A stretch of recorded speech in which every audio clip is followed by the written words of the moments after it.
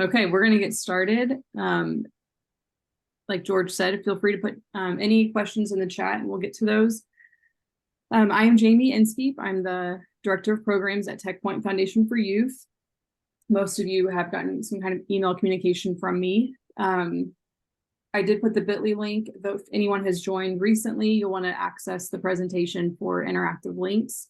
There's also a QR code. I'm going to go ahead and skip to the next slide. So maybe if George, would you mind putting that in the chat in case somebody joins late? Yep. Perfect, thank you. So this is our team. We are a team of four. George Giltner, who's also on the call, he is our president and CEO. Myself, as the director of programs, Bree Cecil Satchwell is our vice president of foundation operations, and then Amy Fulton is our programs manager. And Andy's usually with me on these types of trainings. He's out of town this week, so he's enjoying a vacation, but he is someone that you can expect to also receive information from. So just keep that in mind that Andy Fulton is on the team as well, and he does a lot with our program. So you'll want to look for emails from him as well. He is also directly connected with some specific school districts this year. So if you are Pike Township, Perry Township, IPS, or Pike, Perry, IPS, Lawrence, if you're in one of those four districts, you'll be getting some extra attention from Andy this year. So I'm going to look out for that. And then George is going to talk a little bit about who we are, so you get a little bit of a background about what our foundation does and how we are here to support you. So for those of you who haven't heard of Tech Point Foundation for Youth, we're a nonprofit. We're located in Indianapolis, but we have a statewide reach, and our mission is to make sure that students have equal access to STEM education opportunities. And we think that STEM education is a great way to impact students and our priority populations, which are girls, students of color, and low income or resource limited students. The exciting thing and really cool things that we like to brag about is we have programs in 92 of 92 counties all over the entire state of Indiana. Everyone on this call are from different pockets of the state. That's why it's convenient to do this virtually. And in robotics alone, we impact anywhere from 24 to 35,000 students in our both in-school and after-school robotics programs. And I think that's about it.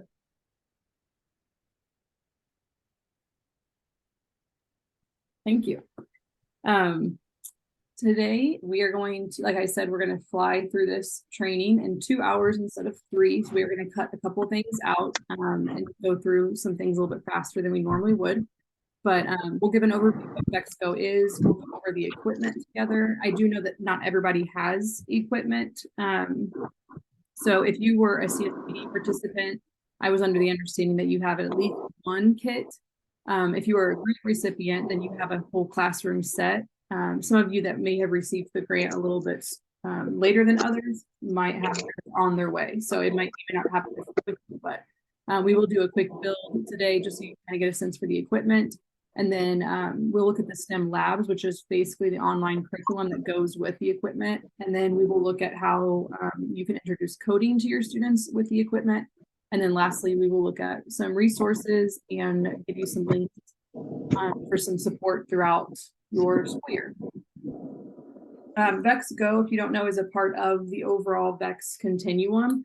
So there's a spectrum that goes all the way from VEX 1, 2, 3, which is pre-K, all the way up to WorkCell, which is high school and beyond. So VEX GO is designated specifically for students that are in the younger elementary grades. This visual does say grades 3+, but we have discovered that grade, you can go as early as 1st grade. And then the sweet spot for us that we've identified is really 2nd grade through 5th grade. So it does work well with non-readers, but when you get into the coding, it helps to have some reading. So that's kind of what we have noticed, and what our teachers that have been using VEX GO have given us feedback on is that 2nd through 5th grade is really the sweet spot. Some of you guys might be robotics coaches, so you might coach an after-school robotics team, either IQ or B5. Most likely it would be IQ. So the Go equipment is very similar to the IQ equipment. It's designed to be very similar to it. So as an introduction into the after-school competitive robotics. Just wanted to share this quick video. It's only a few minutes long, but I think it does a really great job capturing why we decided as an organization that VEX GO would be a great thing for us to kind of put our stamp of approval on and to build an initiative around it in the state. So we're, as George mentioned, we want to get robotics into every single school in the state of Indiana. So you can definitely start a robotics team, but VEX GO allows us to access students in the classroom and increase our impact. So I want to show you this quick video. Hopefully my sound will work. If not, you can always watch it later.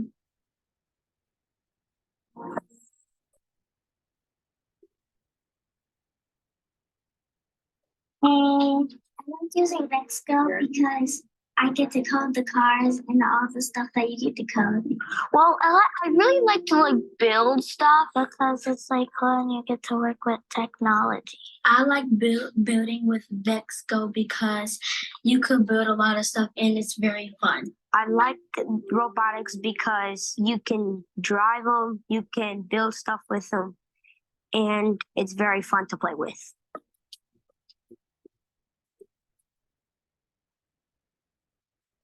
From a teacher perspective, the best part of VEX GO is generating the greatest amount of creativity with students and generating as many possibilities for them to solve problems.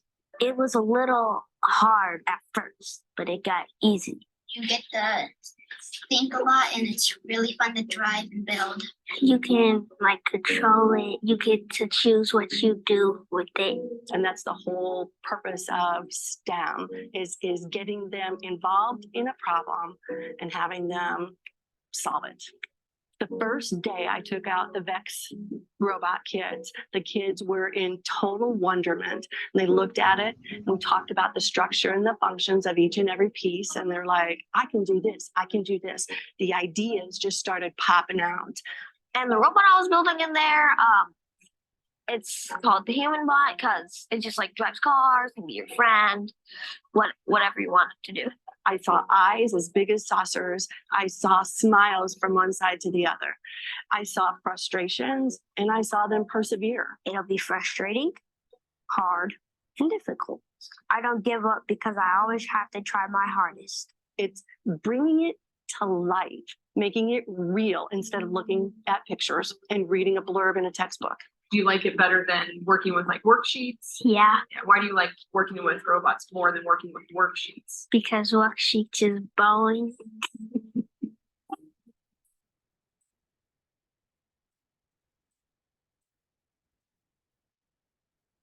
Point Foundation for Youth, first of all, thank you. I appreciate it from the bottom of my heart.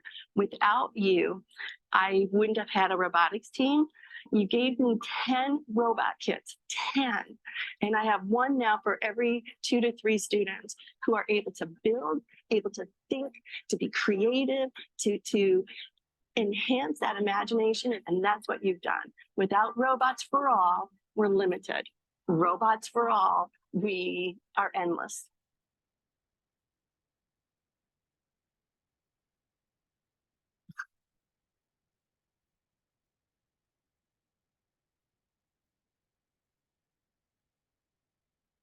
All right, so that was our first year in our pilot. Those students are students that were in our pilot program.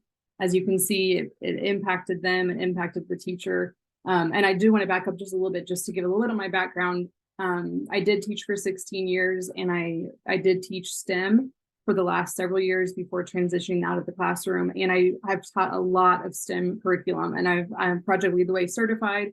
And I've done a lot of STEM teaching, and I can tell you that when we were considering VEX GO as an initiative, I inside and out, dug in and out, and absolutely love everything about VEX GO. And so that's what I want to share with you over the next hour and a half is how VEX GO can be used in your classroom, whether it's in a STEM classroom or a general ed classroom, and how it can make a positive impact on students and open up opportunities for STEM for them. Some of the great things that I discovered while doing research on VEX GO and receiving the training is that VEX GO does allow every single child to participate, as opposed to a competitive robotics team where you have to select a small number of students to participate on the team. It does allow every single student in the classroom to participate in robotics during the day. And they get exposure, and it enforces confidence and competence in them. I especially see this in our young girls, some of them that may not ever try out for a robotics team or ever pursue that because they might feel like they aren't qualified, or they might feel, sorry, my Siri, or they might feel like it's too nerdy, or that, you know, they're too cool for it. That's the thing about VEX GO, is it gives every single kid the confidence and the competence to say, you know what, I can do this. I'm actually pretty good at this. And maybe I do want to pursue something in the robotics field or in a STEM field where otherwise they may not have thought of it. The equipment is designed for younger elementary students. So the pieces are colorful, they're more pliable, they're easier to work with. They're built specifically for smaller hands and fingers. So that's really handy. It does close the gap for the younger students that want to participate in after-school competitive robotics. So if you're at a school that has an after-school team and you have more kids than what you can accommodate, you could narrow it down and say you have to be a certain grade level to participate in after-school robotics, but it's a nice consolation that everyone can have VEX GO. So it's a great way for the younger students. It does build the program within your district, and kind of raises them up, and gives them that exposure at a young age. And then, of course, it's a valuable STEM experience.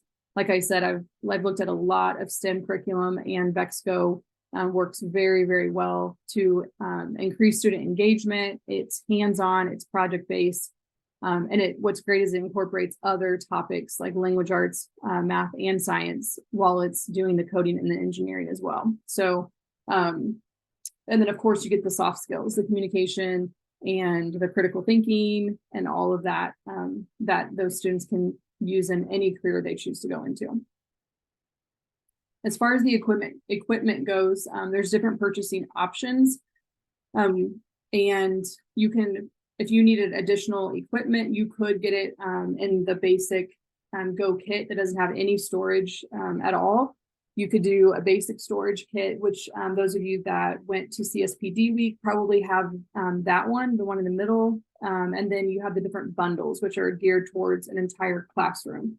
For the grant recipients, you have received, or you are receiving, the medium bundle. That's the one that accommodates 20 to 30 students, the one that's about $2,500. And that one, we say 20 to 30 students because it's 2 to 3 students per kit. So there are 10 kits per medium bundle, and each kit accommodates 2 to 3 students.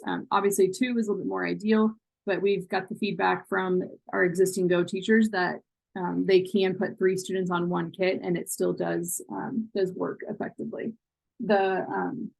Each student or each group of students would get 2 kits. So it's 2 boxes. So you should have 20 of these plus 2 extra spare parts bins.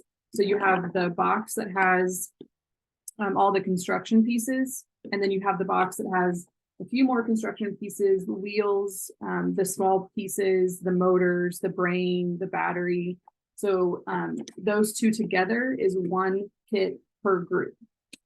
You also get the 24 field walls and the 10 field tiles. So the picture that you see obviously has 5 tiles. So you actually get double that with the kit. So you can build a field as large as twice the size of the one that you see. And then you can configure it in lots of different ways. Some of the lessons will have you configure it a certain way for a certain lesson, or it does give you the flexibility to create whatever works for you. You could also do 1 field tile per group in some cases, so you can keep that in mind. You get the extra pen tools. So if you've not seen these before, they are very, very handy. It serves 3 purposes. It pushes pens in, it pulls them out, and it pries them apart.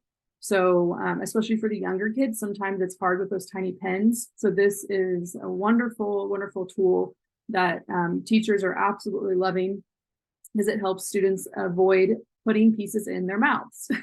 It's the go-to for students is, let me just use my teeth to pry it apart or pull it out. And this, when you teach them how to use this properly, you can avoid all of that. So it's a very handy tool. You get 1 per box, but then you also get 10 extra ones. And then you get all the carrying bags. So if you are mobile, if you have to go classroom to classroom, the bags make that very easy to do. And then you get 2 spare parts bins. I don't have one of those with me right now, but you can kind of see in the bottom left corner of that picture, that's where your extra pin tools are. And then there are bags of random pieces, extra pins because they do get lost. They're very small, and just extra gears, extra beams, building pieces, things like that. And then in that box is also your charging hub. So the charging hub, which I don't have with me, but basically it is, you've got a USB-C port, and the charging hub gives you 5 of these on one outlet. So this is one of my favorite parts, because when I was a STEM teacher, I would have things charging all around my room. Every single outlet would be taken up by something charging, whether it be a Sphero or whatever. There was always something charging. And so what's nice is you can charge all 10 batteries on 2 outlets, because you have 2 charging hubs and each one holds 5 batteries. So those are very, very handy. And then you also have your parts poster, which is really nice. It folds out to a very large poster where the students can see an overview of every single part that's in the box. It has the name of them, the color. It's pretty close to being the exact same size. And so it's just a great reference for them. Some other pieces of equipment that are not included that you might want to consider, iPads, for example. They're not every single lesson requires them. Some of the activities are unplugged. A lot of them are unplugged and just to have building and have no coding component to them.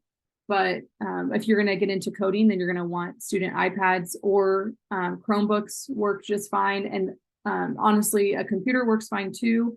However, if you want them to be able to drive their devices, like drive their robot, for example, it's touch screen joystick. So that's where the iPad comes in handy. But you can technically use any device for the coding and downloading the code onto the robot. And then a teacher mobile device, either an iPad or a smartphone, so that you can download the classroom app and manage all of the devices in the room. So that would be something you could just use your personal cell phone or an iPad for the teacher only. And then different activities have different consumables. So for example, they're all very basic. It could be like pipe cleaners, it could be pom-poms, markers, paper, things like that. So you'll look in advance on the lesson to see what materials are required, but they're all very basic and very easy to obtain. And then lastly, controller. VEX, there's a rumor that VEX is going to come out with a controller for VEX Go. I haven't seen them yet, but technically you could purchase that down the road if you wanted to. Next up, we're going to do a deep dive into the website where you'll be able to access everything that you're going to need for the lesson library. So if you're able to follow along on your device to go through these links, that would be helpful. Or if it's easier for you just to sit and watch, that's fine too. But vexrobotics.com is the website that you're going to want to access. The nice thing about VEX Go is it's completely open source. So unlike Project Lead the Way, where you have to pay a fee to access the lessons, on VEX Go, you can just go to vexrobotics.com and access everything open source. I'll also take this opportunity to say that VEX Go works very, very well with Project Lead the Way. So if you are a Project Lead the Way teacher, you're going to love the way that these two sets of equipment and curriculum go together.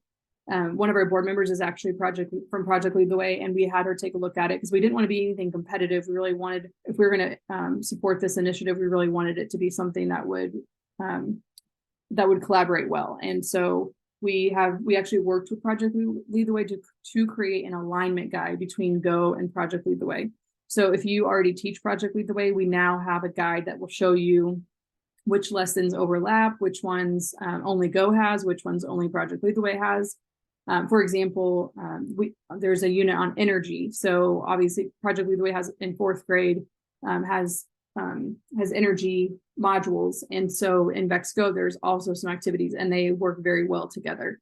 So that will be a resource that you'll have access to at the end of the training, but just so you know, that is available as well. Okay, let's dig into the VEX Robotics website. This is linked at the top, so you can just click right there to take you to the website. If you've never been on the VEX website before, I will point out that across the top, you'll see there's your VEX Continuum or VEX Spectrum, 1, 2, 3, Go, IQ, EXP, V5, and Pro. So we are doing everything Go related. So when you're going to click on Go, and when you do that, it's going to change all of your menu options to VEX Go.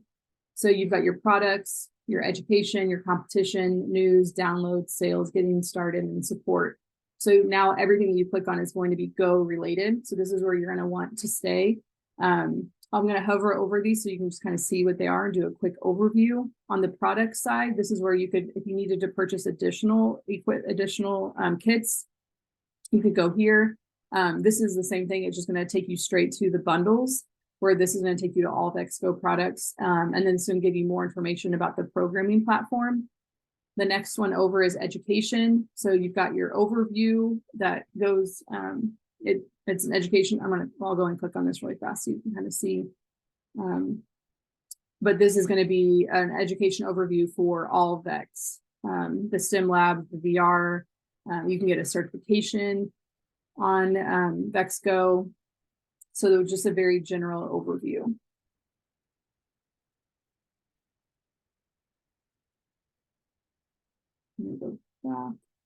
And then you've got Professional Development Plus. You can skip over that for now. We'll talk about that a little bit later. Your curriculum STEM labs, this is where you're going to access all of your lessons. So we'll go back to this here in just a second. There's a direct link to the certifications. Again, a link to the programming platform, and then some additional resources here. You've got competition, which we're going to skip over. We're going to skip to the downloads. When you hover over, you have a drop down that has the Go robot build instruction. So this is every single build that is included in the VEX Go curriculum, which is embedded within the lessons, but this is also a direct link to get directly to the builds. If you just needed to access one quickly, you could just go straight here rather than going through the curriculum platform. So that's the main things that I would anticipate you accessing on this website. So we're going to go back to education, down to curriculum STEM labs, and click on that.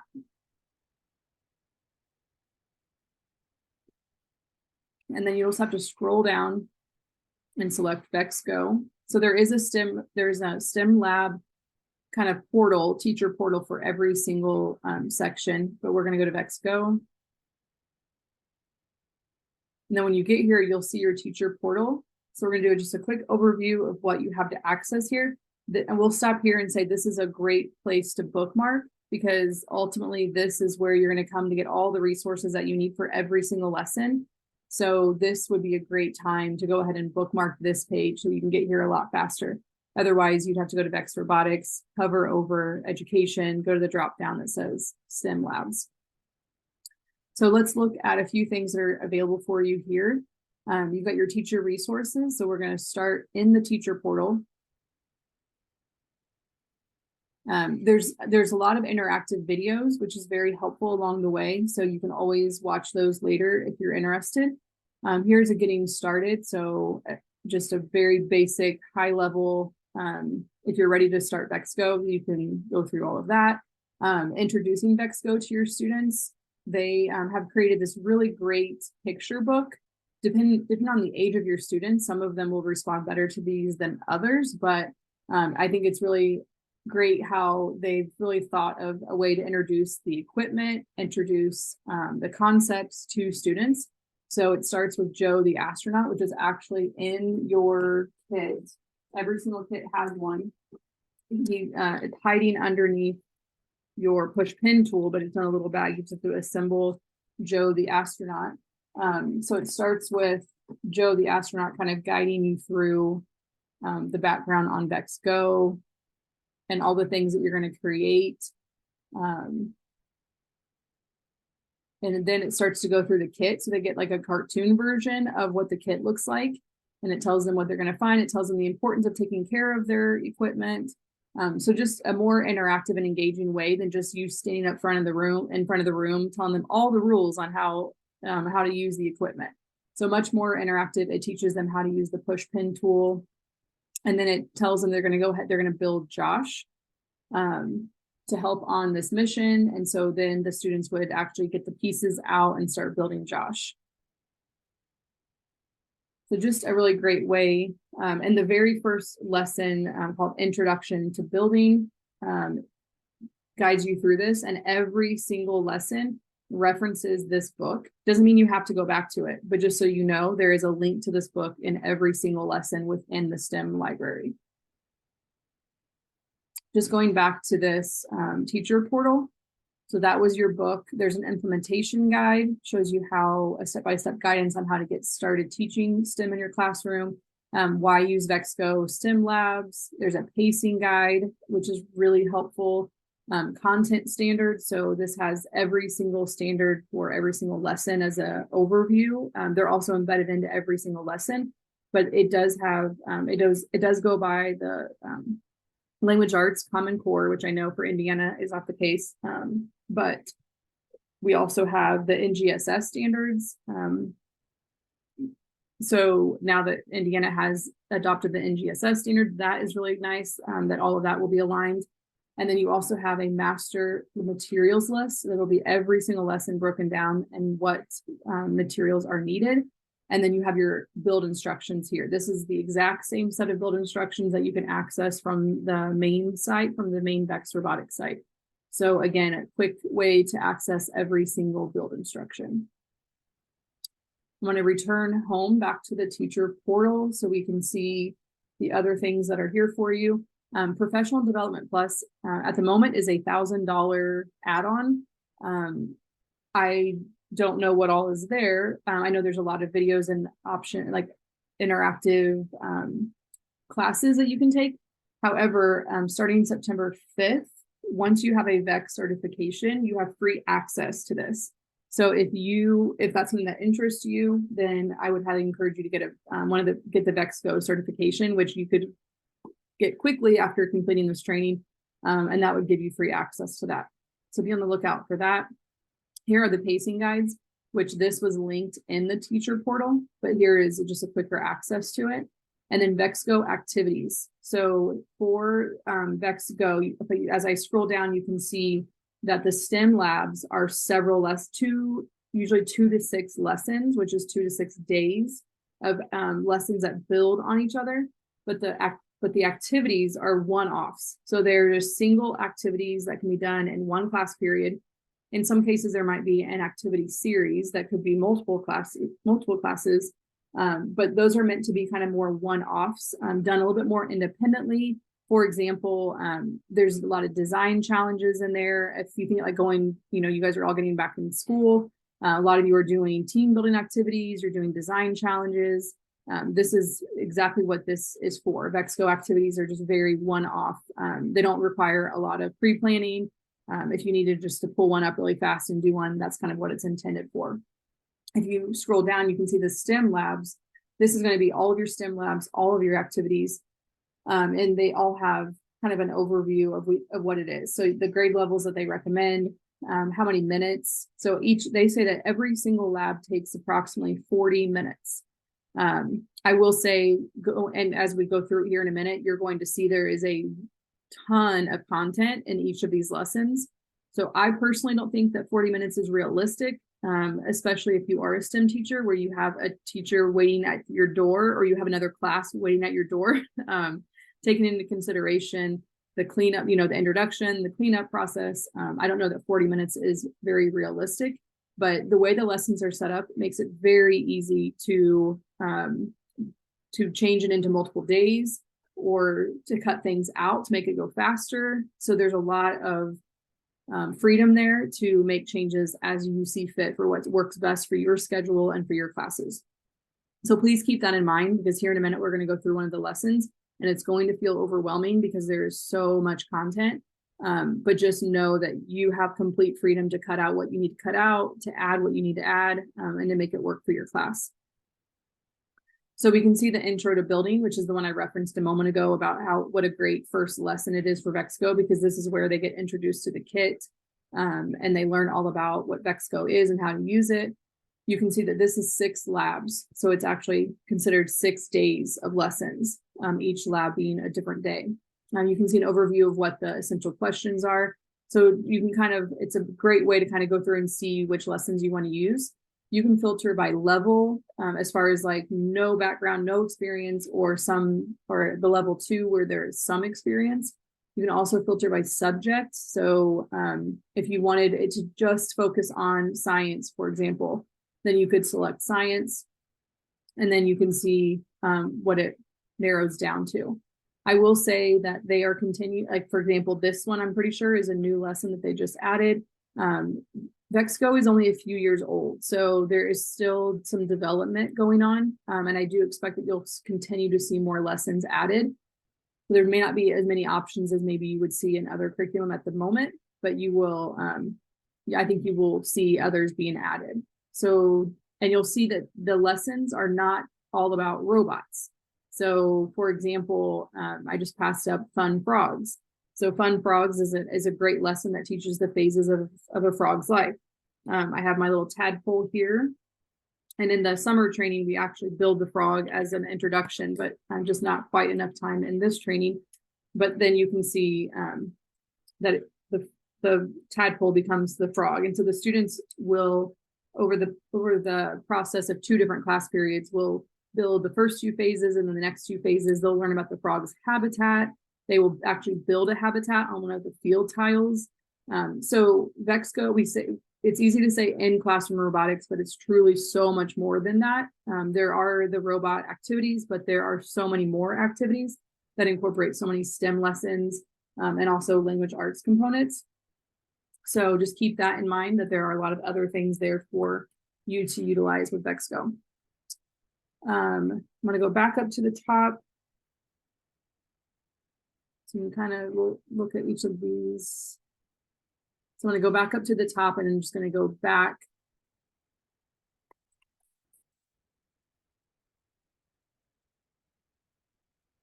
And then I'm going to go back to the presentation for just a moment so I can kind of show you before we'll go back into the lessons, and we'll open up the frog lesson so you can see specifically how it's laid out. But I wanted to first give you kind of an overview of how every single lesson is laid out within the curriculum. Every single lesson looks just like this. It has the teacher prep portion, and then it has this student facing portion. So it has the portion that the teacher uses to prepare and to plan and to get everything ready to go. And then it has the actual instruction where it's the teacher says this, and you have the students do this. It starts with your goals and your standards, the objectives, what you can expect, and make sure it has a summary of the materials needed. So the first 2 sections, the gray section on this slide, is going to be all about teacher prep. And then it goes into the actual lesson that is student facing. So it has the engage portion. Every single lesson is broken into 3 sections. The first engagement, which is like your hook, it's your opener, it's how you're getting them excited, getting them engaged. It's designed specifically to capture their attention, and it's usually a whole group activity. So something where you're asking questions, you're getting maybe their background knowledge on something. Then the next section is split into 3 parts. So the play section has the part 1, then it has the mid-play break, and then it has the part 2. And within this portion, the students are running an investigation. They're testing something, they're making predictions, they're most likely utilizing the engineering design process, and they're working in groups, but independently from you. So you're giving them something specifically to work on.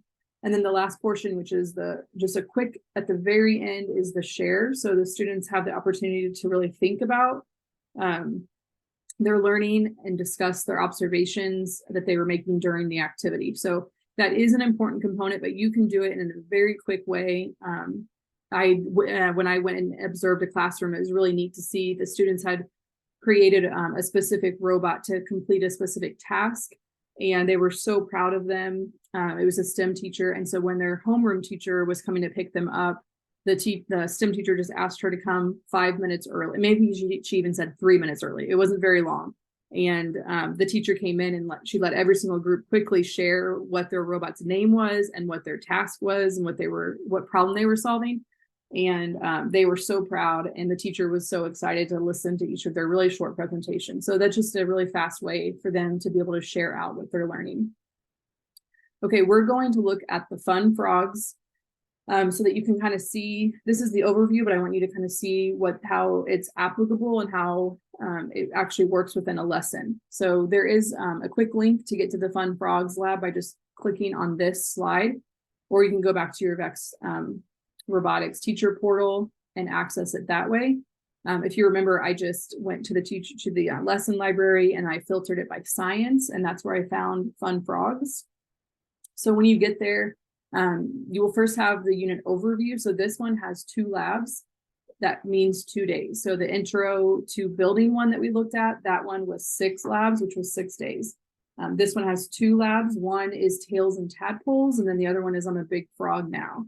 And it gives you a quick overview of what you're going to do and within that lesson. So the first one, they're going to create a habitat for their frog, and then they're going to create a frog field journal by observing your frog in a natural habitat. So let's look at the unit overview.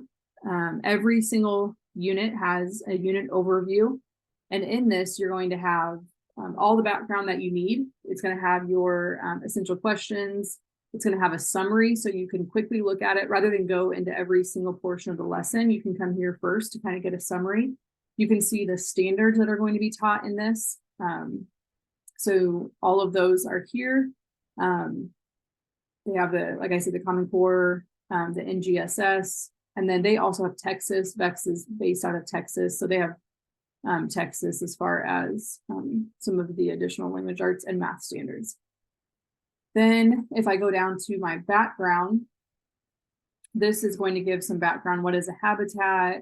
What is the frog life cycle? So if you needed to read a refresher on any of this, all of this is here for you. There's your parts poster that comes with your kit. It gives you an overview of different names of the different pieces that you're going to use within this lesson. So all of that is there for you. Spatial reasoning, and I'm just going to very quickly go through some of this. Applying VEX GO. And this is going to be very similar on some of on each of the units. The pacing guide is going to show you there's your 3 sections that we talked about, your engage, play, and share, and how much time you can expect each of those to take. So engage 20 minutes, play 20 minutes, and then share is optional, and it is 3 to 5 minutes per group. So that's something to consider when you're trying to pace out your activities. So this has the whole pacing for that. And then this is a really cool option to have. Every single unit has a choice board. So this is for your students that finish early, or if you needed to spend an extra day on something. If you really needed Fun Frogs to be 3 days instead of 2 days, then you could easily expand on it by adding a choice board. And every single choice on here is related to frogs. And it's directly connected to the Fun Frogs unit. And there is a choice board for every single unit within the VEX GO curriculum. There's also the vocabulary option. Those of you that are still required to do word walls, this is a great resource here. And then lastly, there is a letter home. If you wanted to send the letter home to students, it's editable. It's a Google Doc, so you can easily make a copy of it and change it to whatever you need it to be. But that is there for you as well. So we're going to return to Fun Frogs. There's also a student certificate. So if that's something that really motivates students, you can, that's really nice. You just put their name in print, put the next name in print, if you wanted to utilize that. So let's go ahead and open up lab 1, and I'll pause here if there are any questions. George, if there's anything that I need to address before I start going through this. Nothing yet. I did just ask if anyone has any specific questions, but we're good right now, I think. Great. Okay, so we're going to look at lesson 1 of Fun Frogs. If you look over here on the left side, you can see these are the 2 ones that I had in gray on that slide. That's the teacher prep. And then these are the 3 that I had in blue as the student facing. These are the 3 parts of the actual lesson. So just keep that in mind as we're going through, that the first 2 sections are going to be all for you and getting you prepared and ready for your lesson. It's going to start with your goals and standards. And then it's going to go straight into your objectives. I know when I was teaching, I had to put my objectives up on the wall. I don't know if that's still a thing, but I would have loved to have this, to have just quickly and easily be able to put this up on my wall. It also gives the objectives of the activity as well as any assessments, and then the connections to the standards. So when I click next, it's going to take me to my summary. So just know that you can come up here to get there faster, or you can click next at the bottom to get you to the next portion of the lesson. For the summary, this is where I'm going to find my materials list. It's going to tell me what I need and why I need it, which I appreciate, because sometimes when you see a materials list, you're like, I don't know, do I really need that? And so by having the purpose listed, you can really see how important it really is. Again, here is the link to build instructions. So this is going to go straight to, I'll just go ahead and click on it so you can kind of see. This is going to go straight to the build instructions needed for this portion. So this is the frog life cycle build instructions, and it tells you everything you're going to need in advance. Some teachers, especially with younger students, like to pull all of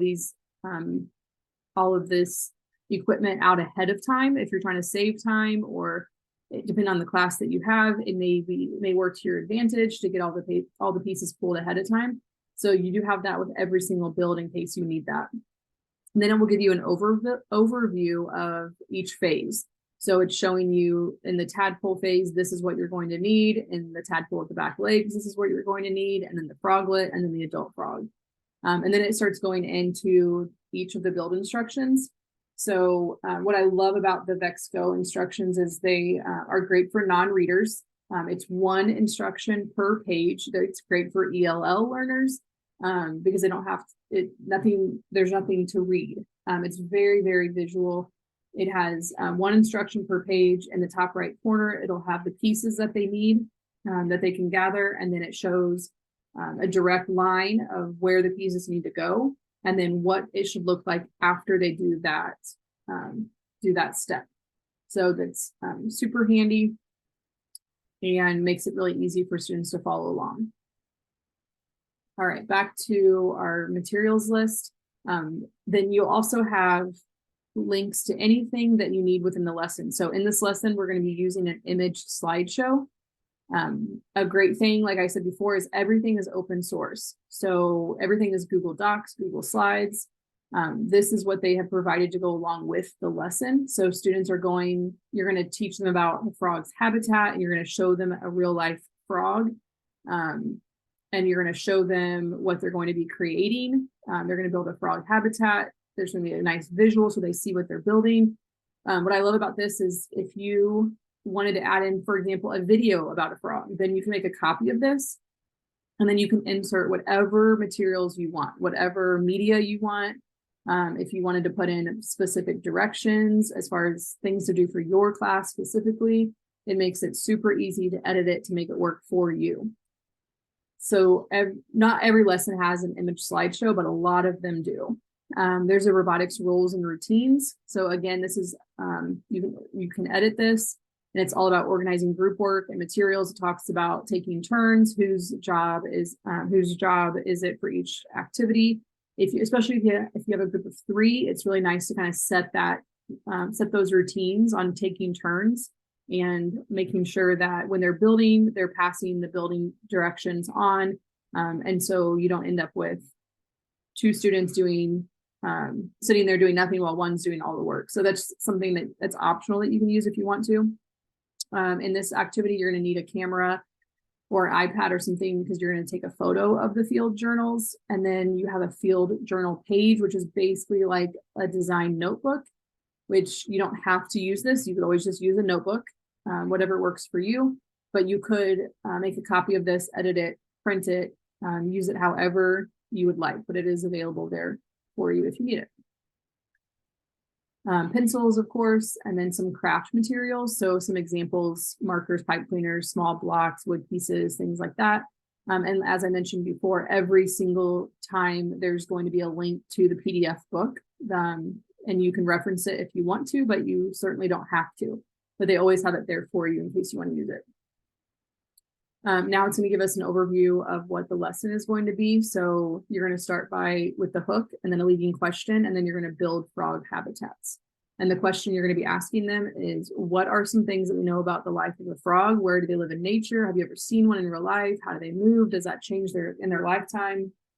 And so that's how you can get the students' background knowledge and before you start the lesson. And then it's going to have your play section. So this is just an overview. Again, this is the teacher prep side, but it shows you what they're going to do in part 1, what they're going to do in the mid-play break, or what they're going to do in part 2. And then it does have some discussion prompts if you choose to use the sharing section. So I'm going to go next. And when I do that, you'll see that now engage is bold because we have now transitioned from the teacher prep side of things to the student facing side. So these next 3 sections are going to be all about incorporating and actually doing this lesson with your students. Every single lesson, every single engage portion of the lesson has this chart. It has the acts and then the asks. So it's going to be the actual physical things that you're going to do and then what you're going to ask the students. And as you can see, there's a lot here. And I think almost every lesson has at least this many questions. So just know this would be, if you needed to cut down some things, you could obviously cut down here. But this is usually how the whole classroom engagement happens for the start of each lesson. And then you're going to get them ready to build. So you should recognize this picture from the presentation that I just opened a moment ago. It's showing that this is what you would share with the students. And then they are actually going to vote on which of the 2 samples to use. And then they're going to use the VEX GO materials. Notice how there's building pieces here and gears to build a habitat for the frog. And then you're going to pass out materials. And then facilitate the building process by asking questions as you help groups put their pieces together. So just walking around, helping groups as they need it. Some specific strategies that you can use if you want to. Here is the book again that you can use if you want to. And then we're going to go next. And you can see that now we are in the play section of the lesson. This, you put up this image from your slideshow. And then help them access the build instructions. And that's the build instructions you could put directly into an LMS. So you could put them into like Canvas, Google Classroom, whatever you use, where they can access it digitally. Or of course, you could always print them if you needed to. Because it's one direction per page, it would be a lot of printing. However, if you had 1 or 2 copies, some students work better with paper than they do with devices. So just know that you have that option where it could be printed or it could be done, could be followed digitally. And then you can kind of see how they're going to utilize that that field journal paper. And then this is another one of the slides from that presentation where you can have some conversation. And then you've got your mid-play breaking group discussion where you're asking how it's going. Are they having questions? And it's really just a pause, stop what you're doing, checking in to see if anybody has any questions before you go any further.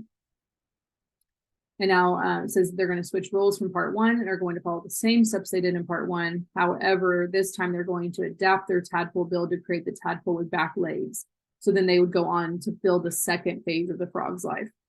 As I mentioned before, this is a lot to fit into one class. So maybe you split it up into 4 classes and you do 1 phase per class. But there is a lot to choose from. So just know that you have that freedom and liberty to adjust however you see fit. And then the last portion, it's going to be the share. So this is that optional portion, and it just has discussion prompts that you can use if you choose to. So that is an overview of an entire lesson.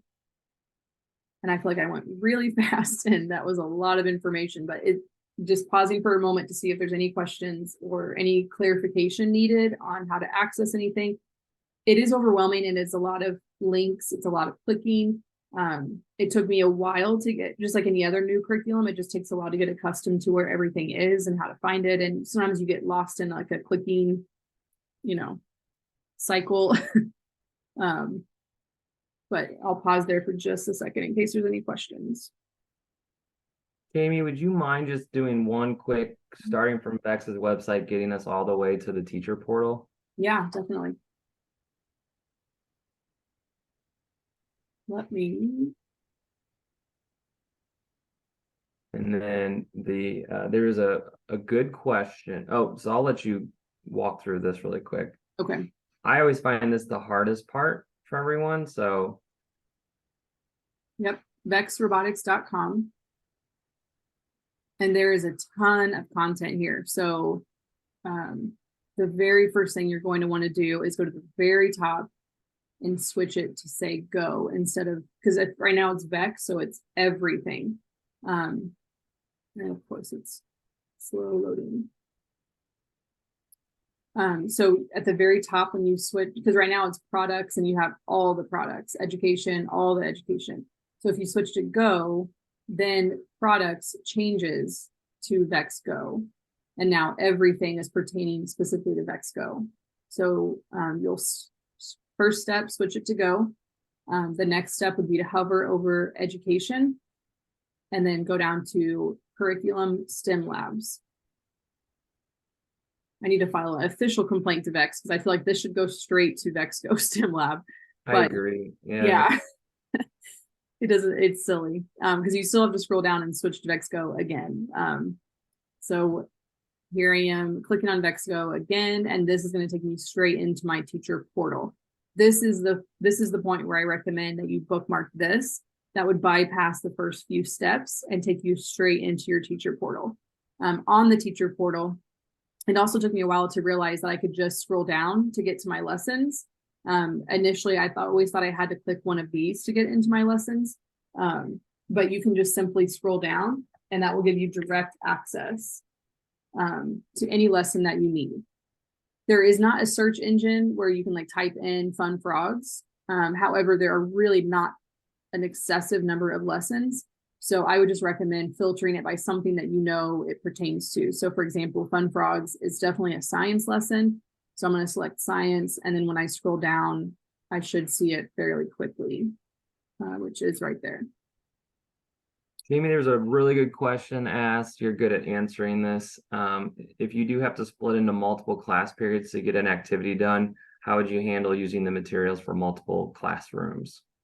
Yeah, that is where it gets a little tricky. And I'll tell you that VEX would tell you that they've designed it in a way that students can take apart what they've created and then put it back together in the next class session. But I'm going to tell you realistically, that is not true. Just to be completely fair and honest with you, it's really not realistic to be able to take something apart and put it back together. I know I've been there and I know how fast those class periods go, especially with your younger kids, and it's not necessarily going to be the case. So what I recommend is you rotate.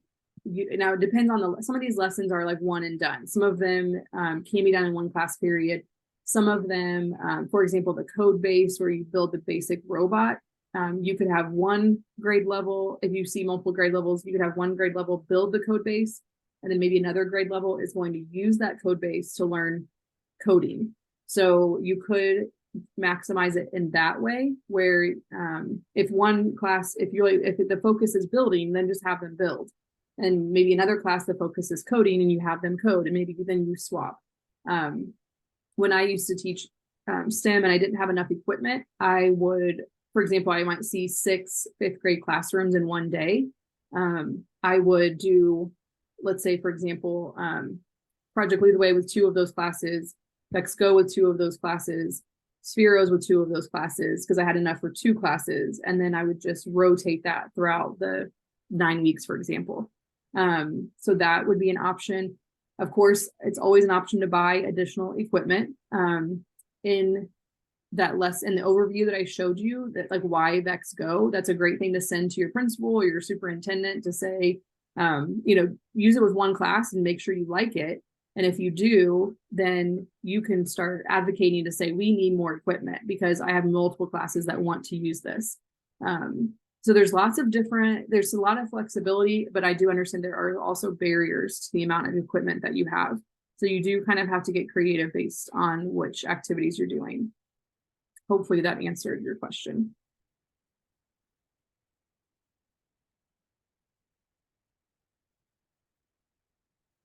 Do you think are we ready to try some building?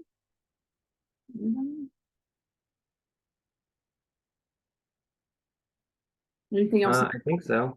I checked in with them earlier to ask how they were doing and no one responded. So I think we have at least those on camera are still alive and with us. Oh, good. Well, how many is that? Because I can't even see how many people are.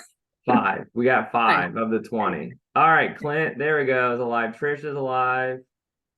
We're halfway there. John's Are they here. okay? Mr. Rains, thank you. Laura, they're all right. They're coming alive. They're still here with us. Awesome. We made it halfway. Awesome. 1 more hour. You can We're waiting for the sun to start setting so that if they have to go out to their cars, it'll be cooler. Yeah. We got 1 more hour. All right. Marlene's here. Great. Okay, well, we're gonna spice things up a little bit, get you guys moving a little bit and build this code base. So we're gonna do this as quickly as possible because of the sake of time, but I do think we're gonna be okay on time. So let's if you don't have equipment, then you can go back over any of the things I've already shared.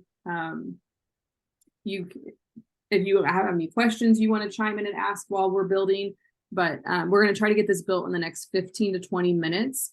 If you focus, you can do it. I know you can. This is linked. So this image right here is linked to specifically to this, to these build instructions, but I've also shown you a couple different ways that you can access the build instructions. So if you want to test yourself and practice, then by all means, you can try to find it through the VEX Robotics website or through the lesson itself at the very beginning on the materials list where the build instructions are. Or if you want to save time, you can just go straight to it through the link on the presentation. But this is going to be your most basic robot. So I showed you the frog. We looked at the frog lesson. That's one example of a non-robotic, non-mechanical build. And now we're going to look at a mechanical build so that we can then look at the coding side of things. So the best way to be able to do this is to get this built so that you can practice the coding. If we run out of time, you can still see how the coding works by just plugging in some basic pieces. So just know that we can do the bare minimum, but go ahead and get started on building this code base. And while you're doing that, I want to give you a couple tips on building. Are there any questions on what you're building or how to access directions before I get away from that screen? Okay. I'll throw the build and the link. Cool. Thanks. I will throw the build link into the chat. Perfect. As I mentioned before, so I'm going to talk a little bit as you're building. So if you could multitask, which I know you guys are also great at, listen and build at the same time. I did talk earlier about the build instructions. And here is another direct link to the build instructions as well as the steps to get there. And we talked about how every single page is a different step, which is really handy for younger students. But if you're printing it, that's a lot to print. But it does help when you can say each step is each page of the manual. Very similar to Legos in the sense that they know that they need to follow the steps one by one. It does show the before and after, and it this visual here, you can see how it'll have an eyeball. If there's a potential that they could mess up that position, there will be an eyeball that just show them, okay, make sure it's going this direction and not this direction. So it's really nice how they've anticipated mistakes that students commonly make and have been able to kind of lay that out for them. And so you can teach students, if you see an eye on your instructions, you need to slow down and you need to check it and make sure that you're putting that piece on specifically. As we all know what that's like. If a student builds something and then they find out 15 steps in, they made a mistake. And then they have to take the entire thing apart and rebuild it. And that causes a lot of tears, sometimes for both the teacher and the student. So that will really help alleviate some of that. And then one of our pilot teachers in the beginning, she shared this with me, and I thought it was so good. And I had never heard it before. As a robotics coach and as a STEM teacher, I had never heard it. And I wish I would have, because I would have put it on a poster and put it in my room, because I think it would have eliminated a lot of the tears of making the mistake and having to rebuild. But she uses the philosophy of the 4 P's of building. The first P is position. So which way does the piece face?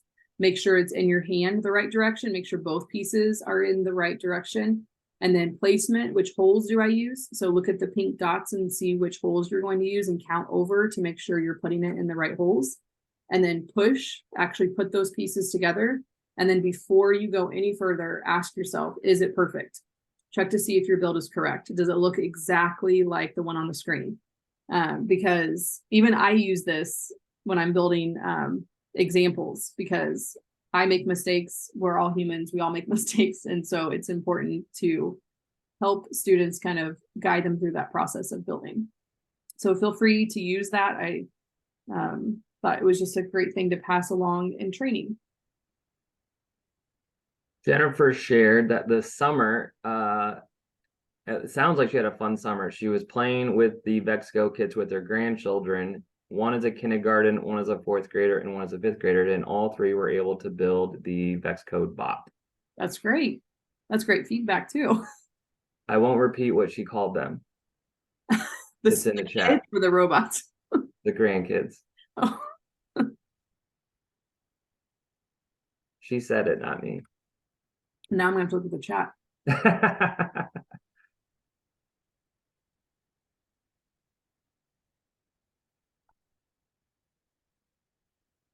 She just called them lab rats. I thought that was funny.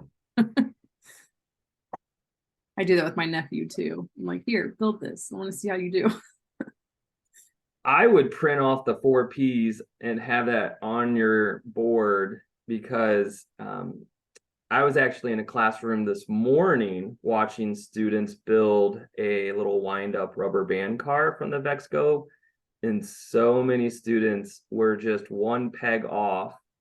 And it's just like Legos. If you're 1 peg off in the beginning and you get to the last step and it doesn't come together correctly, I mean, it's a great learning process and kids learn how to overcome failure.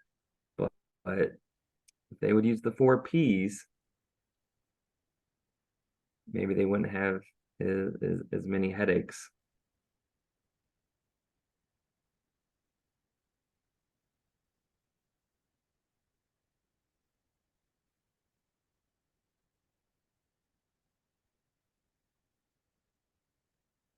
Jamie, you'll be going over the classroom app, right? That was a question.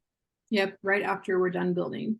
Perfect. But if you haven't downloaded it, I would highly recommend getting that downloaded maybe while you're building. Let it download either on an iPad or on your smartphone.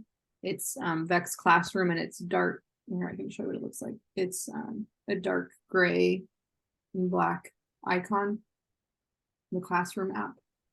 So if you don't have that downloaded, I would suggest getting that downloaded as soon as possible. It'll just make it go faster once we do have the build complete.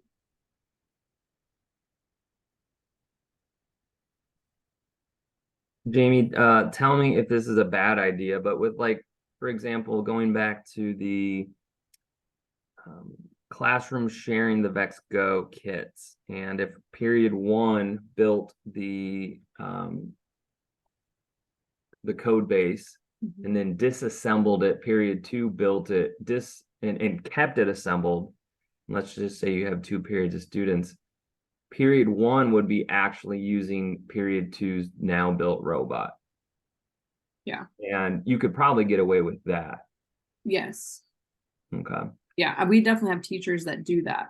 It just comes back to what is it that you want your students to learn. If the lesson isn't about building, then don't worry about building. Have another class build it.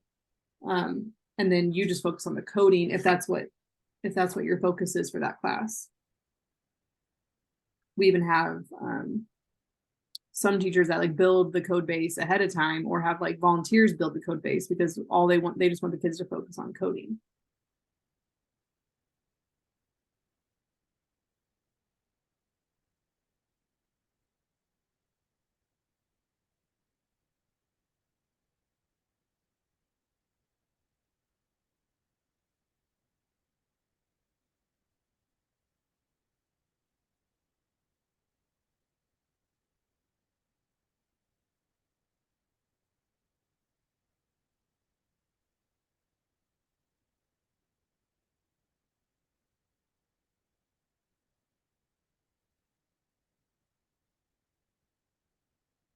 If anybody is struggling, make sure you let us know if we can help in any way. I think this might be our first VEX GO virtual training. I think we've done new coaches, George, but I don't think we've done a VEX GO completely online before.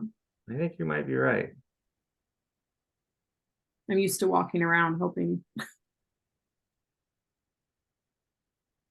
How many people don't have kits at all? It should just be a handful. Marines. Do you know if they're on the way or? Yeah, they're all on the way. Okay. It's been ordered. Someone also just joined by a cell phone, a Samsung maybe. Just joined a Zoom. We did have somebody who was going to join that had to switch to their phone at some point. Oh, maybe that was.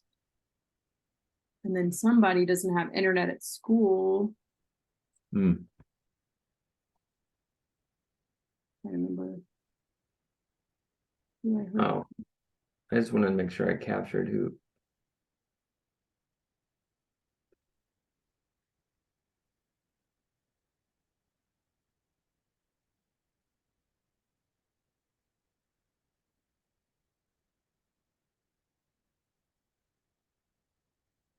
Ah, that's John. He Oh, did. he He made switched. it home.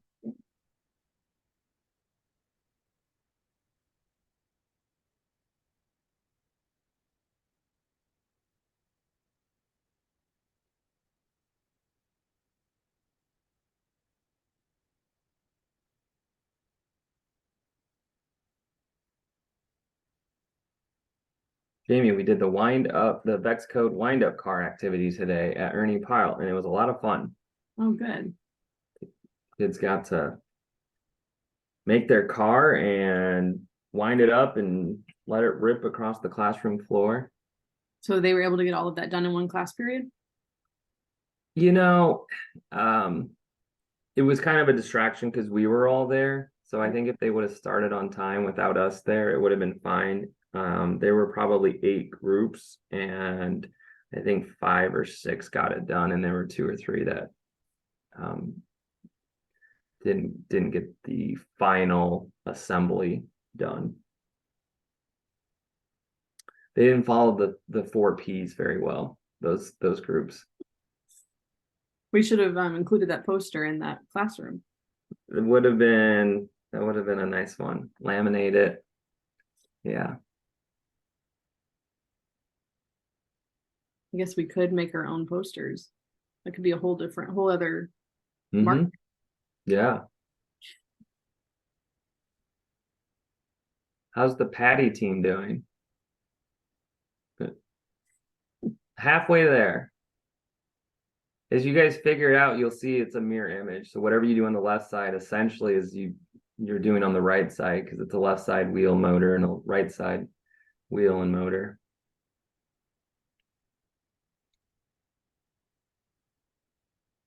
And for those of you who've never built a robot before, this might be your first robot creation. First of many. Jamie, do you remember your first robot you ever built? Yeah, I think I do. My first year coaching. Would that have been 2016? Yeah. Melissa, this is her first robot built. It's exciting. Yay. We should get certificates for that too. We got posters and certificates. Maybe even a t-shirt. I built my first robot today. Yeah.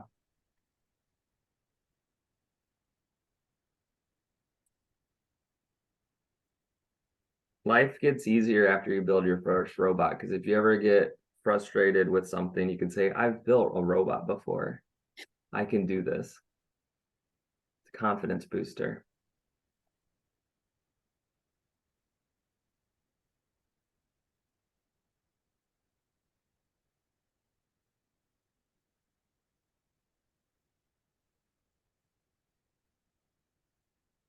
Oh wow, Jamie, on timing, you did a really good job because we don't have too much to cover after this.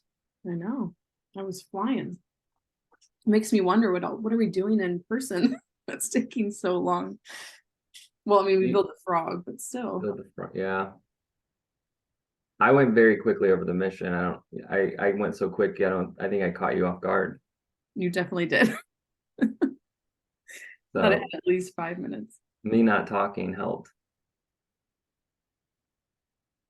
I was trying to distract people on the chat. No one wanted to talk to me though. So I stopped. You were trying to listen. They were really doing a good job.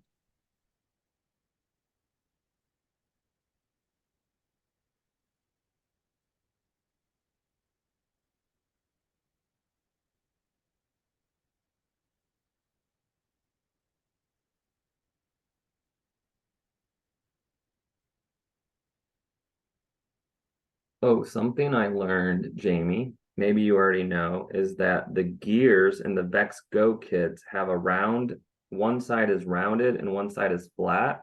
In order for them to mesh correctly, you need to have the flat surfaces parallel with one another. These? I'm not sure about the pink. There were 2 blue ones. Oh, I see what you mean. Yeah. This, because it has. One is round, one is flat. And if you put them together and they're opposite, Yep. they don't mesh very well. And the instructions, I don't think are very clear pointing that out. Little tip. Nice to know.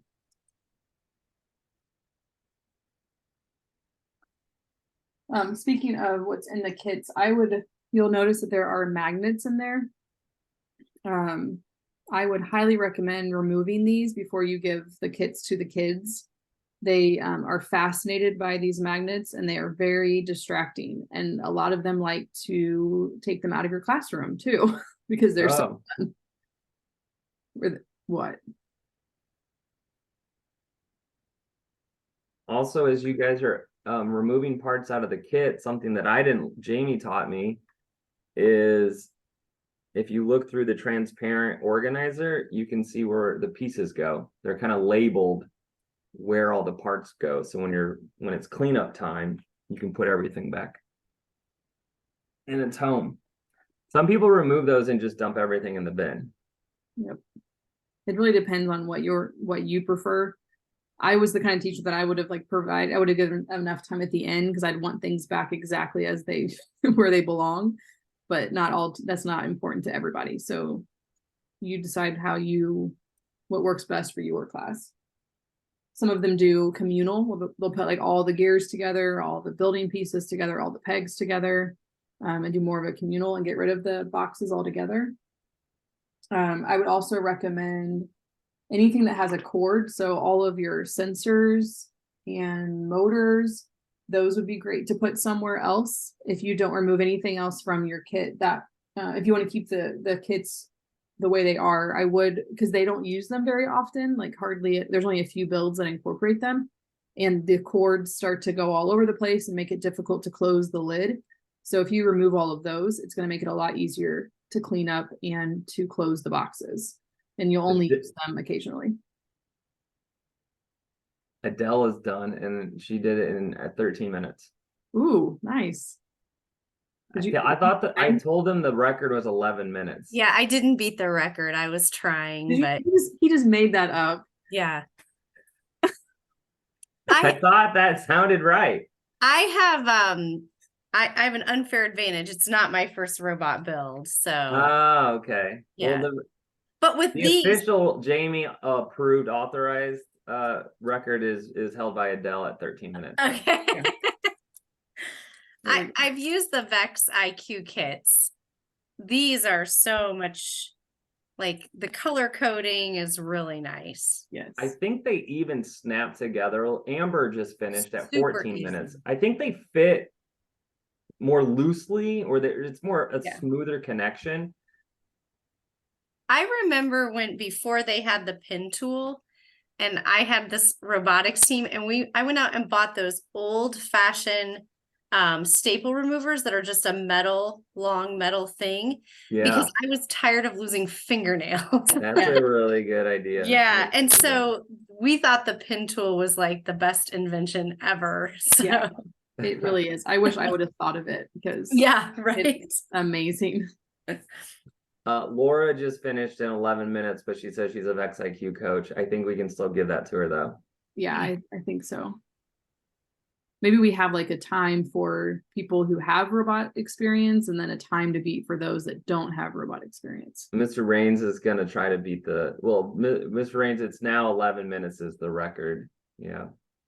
We need to get a 10-minute build. See if someone can get a 10-minute.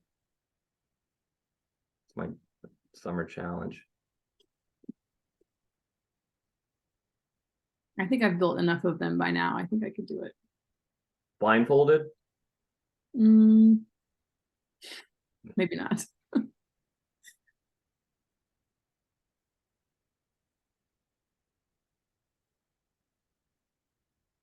We're gonna maybe 4 to 5 more minutes. Hopefully. Dana just finished. Nice. I will point out a couple other things while you have the discs in there, the red, blue, and green discs. These are magnetic because there is an electromagnetic sensor included. So there are lessons where you can activate the electromagnetic sensor to pick up the disc. There's also there's a color sensor. So you can say like, if it's red, pick it up. If it's blue, if it's blue, move away from it, things like that. So those are included in there as well. Because of the fact that you only have 4 wheels, 1 brain, 1 battery means that you can only build 1 code base or 1 robot. You can maybe build more than 1, let's say frog, for example, but you would only be able to build 1 code base with a single kit. The battery is really nice because it has this little button on the side of it. So you can push that button to see what your charge is at. It's just a really quick and easy way that you can see if your battery is charged. So that's really handy. Let's see what else. The brain is the one that has the ports in it and the button on top. So that's your power button. So once it's assembled, you can power it on and your light will turn green. You'll see that I have a number 4 on mine. So we'll talk here in a minute about how you can organize them. Because when you connect them, you will see that the default is for every single one to say VEX GO. So if every single one is called VEX GO, then you would never know which one's which and be able to monitor them. So we recommend that you turn on 1 at a time.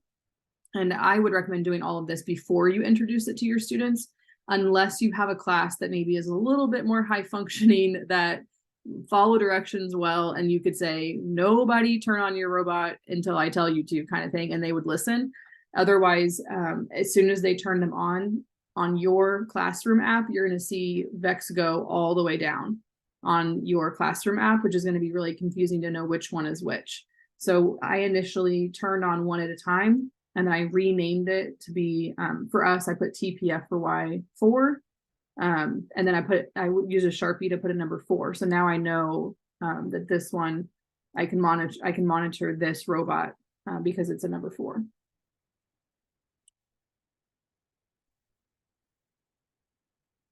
So the classroom app, this is teacher use only. So this is not something that you want on student devices, because if a student has access to this app, then they can rename them to whatever they want. Which I know you don't want that to happen. I guess that's the worst thing they could do, is rename them. But this allows you to locate them. So if I were to, for example, this image on the right side where I have robot 1, if I were to click locate, and I'll show you this here in a minute, but my green light would turn yellow.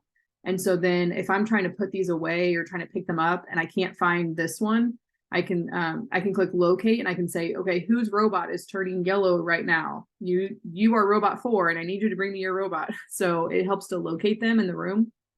You can also rename them, and you can rename them at any time. So if you start off by calling them robot 1, robot 2, robot 3, and then you decide you want to do names of space shuttles or names of superheroes, you could change it at any time to rename whatever works for you. And then lastly, this is where you can update all of your devices. So the nice thing about VEX Go is it sends out automatic updates, and it's quick and easy. It's not like you have to let it sit all day to update.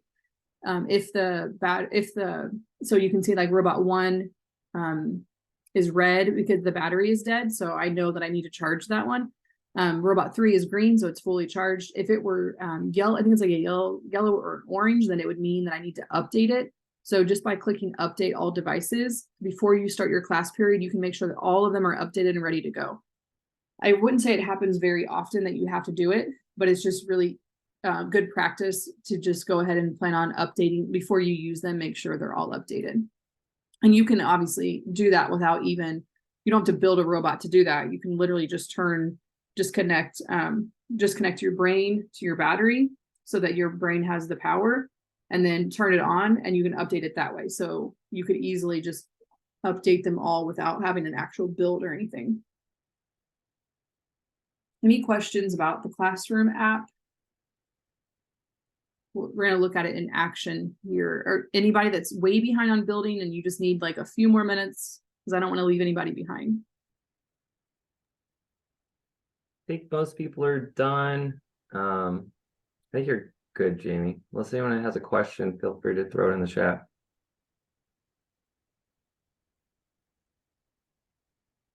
Okay, so you're going to want to go to codego.vex.com, or you can use the app. So either one works the same.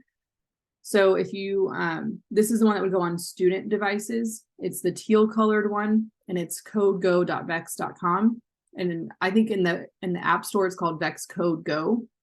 So that is the one that you'd want to make sure is on all of your student devices. Before I go there, actually, I will just go there now so you can see.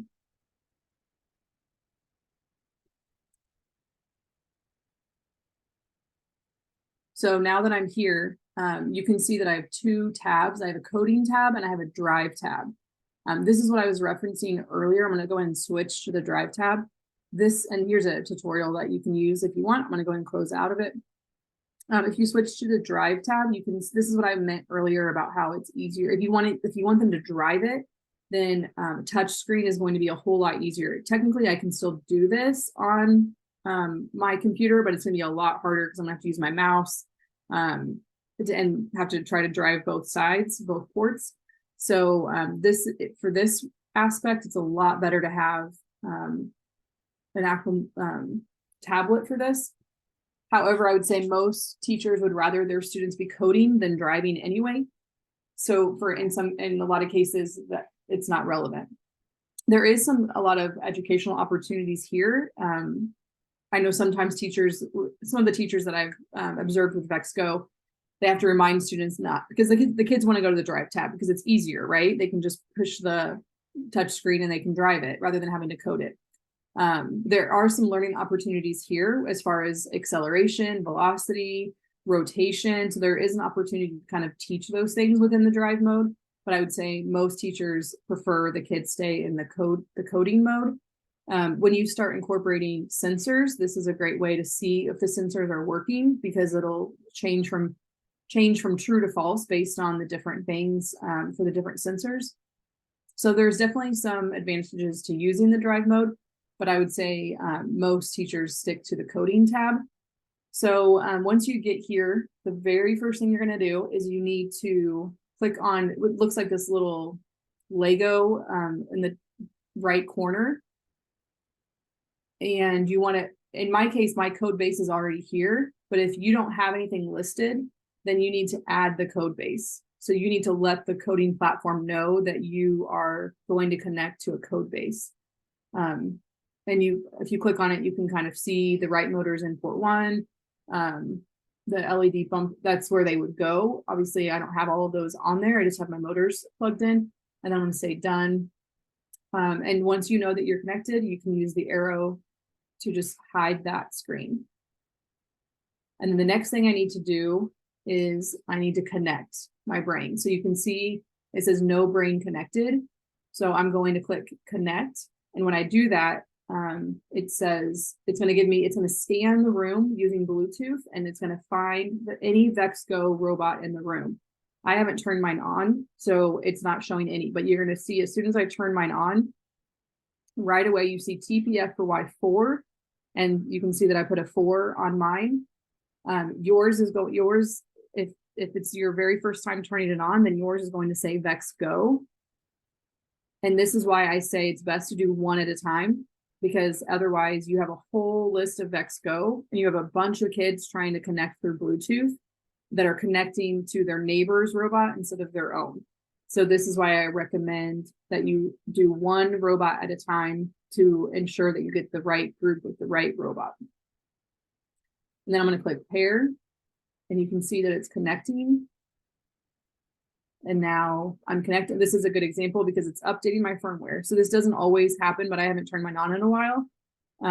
So there's probably been an update that has been pushed out since the last time I turned it on. And so it's going to update my brain. You can kind of see how quickly this happens. While it's uploading, make sure if you have any questions, you let me know. Just to recap, we connected a device. So we did that little icon that looks like a Lego. We clicked on that, and we connected a code base. We added a code base, and then we went to the brain icon to the drop down, and we connected to a device in the room.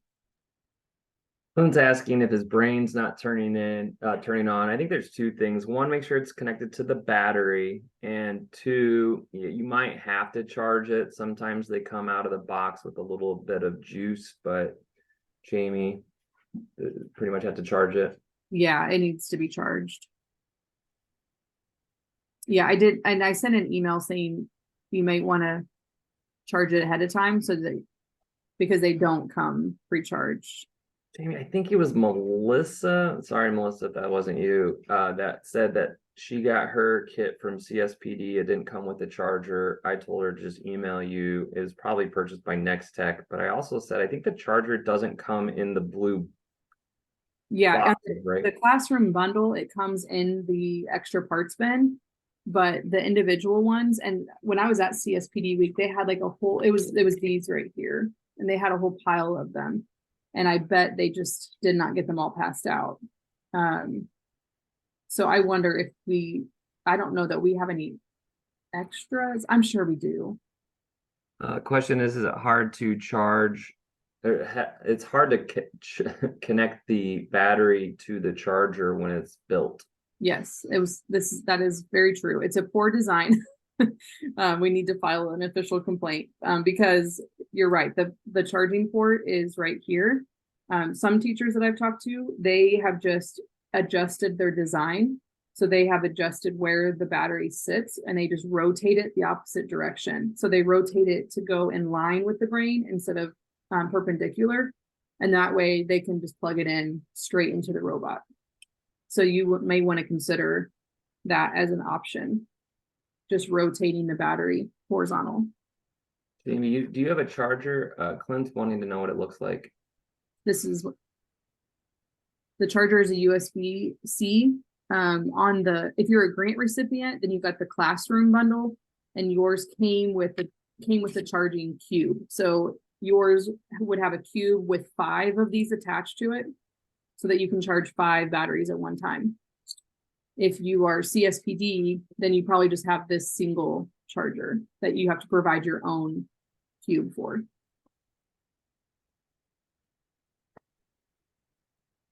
Put in the chat what the single cable looks like. Jamie, it looks like VEX GO is now selling, or VEX's website selling more VEX GO individual parts. Yeah, I heard that actually, because I have some teachers that have just been buying like extra wheels or extra pens because they're so small and they get lost so easily. I'm also surprised that the battery is more than the brain. The battery is 34. Wow, The brain is only 29. interesting. If you are an IQ coach, you can use your blue pens to replace your red pens in VEX GO. So keep that in mind. If you have an excessive number of blue IQ pens, they work just the same as the red ones in VEX GO. Oh, sorry, I had another question in here. You don't have to order. If you got a grant from us and you don't have a charger, I would just email Jamie and then we'll reach out to VEX for you. Don't purchase anything on your own. If you're a CSPD person that then get a charger, do you, Jamie, want them to email you too? Yeah, that's fine. I mean, I think I already talked to Melissa about it.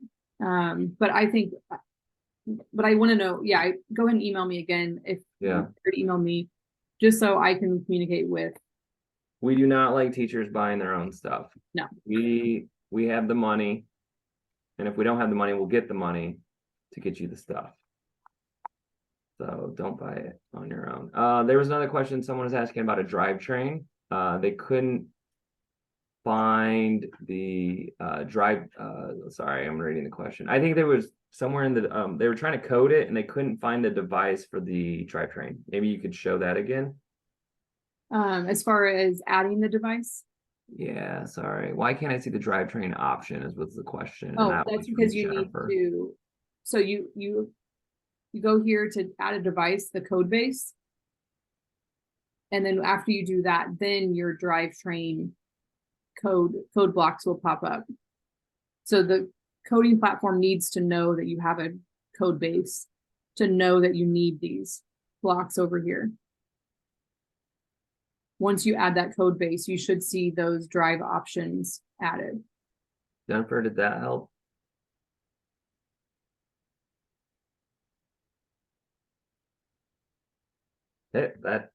Jamie, you're awesome.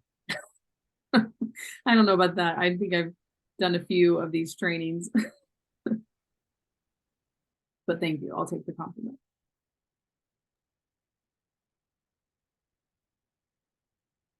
Okay, so we connected the device, the code base, and we added the device and then we connected to the brain.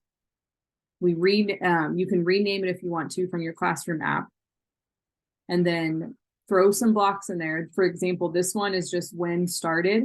I have a forever loop around drive forward and then drive reverse. This was already in here.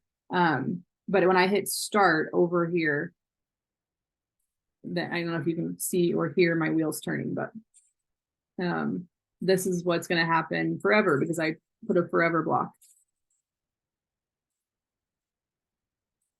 And then I can stop it. I was going to say the other thing that's cool when you, Jamie, if you could hit play again really quick. You can actually see in the code when it's connected what command it's working on right now.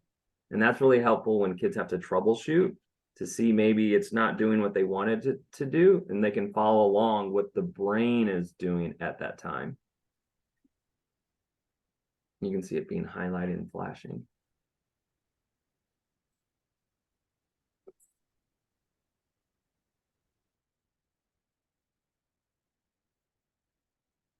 So take just a few minutes and put some blocks in there and see how it functions. While you're doing that, I'll also point out that your builds are on here as well. So there are lots of opportunities to access all of your build instructions. And I'll take this opportunity to go here and show you how you can jump to any of the builds. So George was referencing the car that he saw today in one of the classrooms being built. Here are some of the car options. And then here is the code base that you guys just built. And then you can see that here's the code base with the LED bumper, with the eye, with the electromagnetic. And then the super code base is everything. So it has every single sensor. It has everything that you can, it uses every single port. You've got your simple machines. And you have your robot arms, which is a really great progression. So you start with a basic robot arm that is powered by the student, and then they add the motor to it and make it motorized, and then they make it robotic. So it's a really good progression to see how that works. Great factory automation lesson. And then you've got your VEX GO creatures. Might be a good like Halloween activity. And then you've got your spring powered. So there's your rubber bands, and then your science ones, math ones, one about fractions, clock battle boats, and then there's even some art. And then VEX GO competition, which we can touch on just a little bit before we end. Okay, how are we doing on coding? Can you guys kind of see students using this? And I mean, just imagine like the students starting with nothing, building it from nothing, and then that very first moment that they code it and it's driving autonomously. It's truly like a moment that just such a rewarding moment to watch as kids do that. I've seen it many times, and it never gets old to see the excitement when they know that what they have created, what they have built, is now running by itself without them having to do it. And that the code that they put in is what is powering it, I think is just so rewarding. Amy, Clint is charging it. If I'm not mistaken, you're charging the brain that's connected to the battery. Is that right? You're charging the battery? You're charging the battery. Got it. So the battery is the one without the power button, without the ports. And there's 3 little buttons that show the battery value, right? Yep, it's one button that has 2 lights. So okay. So Clint, as you're charging it, you should check out those lights on the back of the battery. It should light up, right, when it's charging, Jamie, is that right? Yep. When you plug it into charge, it should light up yellow or red or whatever. He said it's red. Yeah, so that means it's dead. Got it. Yeah, Clint, I would let it charge. It does charge fast. It charges very fast. Okay, I would let it charge, and then you can probably connect it to the brain, and you should be good then, hopefully. And they also hold a charge all day. And I've heard from some teachers, depending on what you're doing, some could last more than one day. So keep that in mind as well, is that you should easily be able to get through an entire school day without having to charge them. I think it's best practice just to charge them at night, but they should hold. We do have another question. I can't get my brain to connect to the coding. Does she have to enable Bluetooth? Probably, yes. This is Dana. It is Bluetooth. Dana, if you're using a iPad, tablet, laptop, you might have to enable Bluetooth.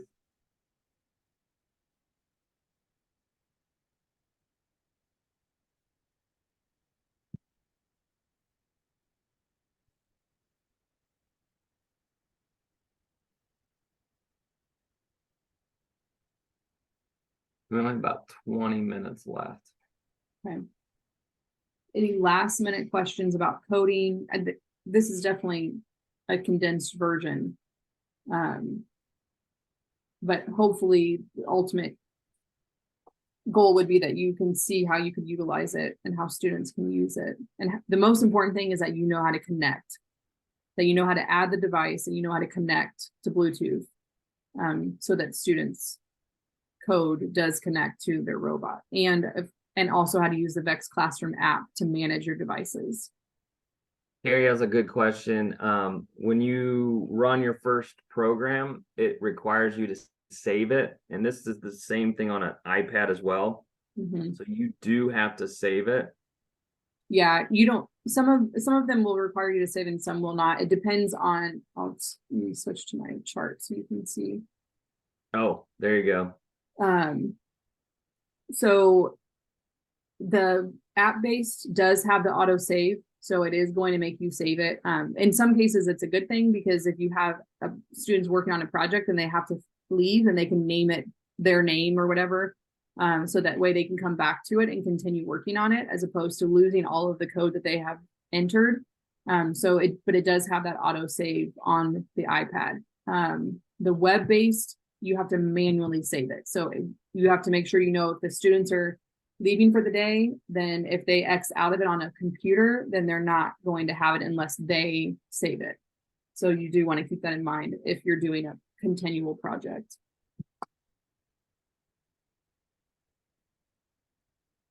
And you can kind of see on this chart the difference between the app-based and the web-based. The nice thing about like app-based, you don't have to be connected to the internet, which is nice as long as you're in the app. On either one of them, the firmware updates are automatic.